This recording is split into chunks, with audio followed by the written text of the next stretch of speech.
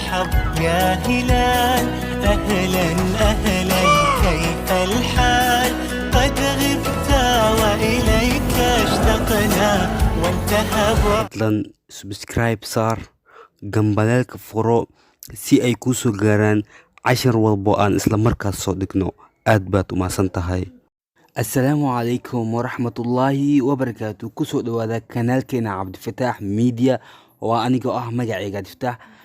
please hadday janaalka cusub tahay subscribe saar, muuqaalka like saar, share garee. aad baa u mahadsan tahay. maanta cashirkiin wuxuu ku saabsan yahay days of the week, maalmaha todobaadka, casharada barashada luuqada ingiriiska. cashirka ayaan soo gudagalaynaa. what is the first day of the week? what is the first day of the week? waa maxay the first day of the week?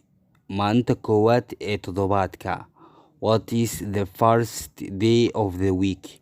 waa maxay maalinta koowaad ee todobaadka? The first day of the week is Saturday. The first day maalinta koowaad of the week ee todobaadka is Saturday. waa Sabti. The first day of the week is Saturday. The first day of the week is Saturday. The first day of the week is Saturday. maalinta koowaad ee todobaadka waa Sabti.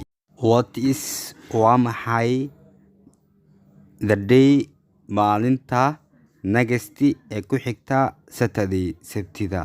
What is the day next to Saturday? waa maxay the day maalinta next ee ku xigta to Saturday ee Sabtida? The day next to Saturday is Sunday. The day maalinta next ku xigta to Saturday Sabtida is Sunday. waa Axad. The day maalinta next ku xigta to Saturday Sabtida is Sunday. waa Axad. What day is today? maalintee is today ay tahay maanta? What day is today? maalintee ay tahay maanta? yacni today maanta oo xilligan la joogo kale. What day is today? maalintee ay tahay maanta? Today is Monday. Today maanta is waa Monday isniin. Today maanta is Monday waa isniin. What day is tomorrow? What day is tomorrow? maalintee ay tahay beri? What day is tomorrow? maalintee ay tahay beri?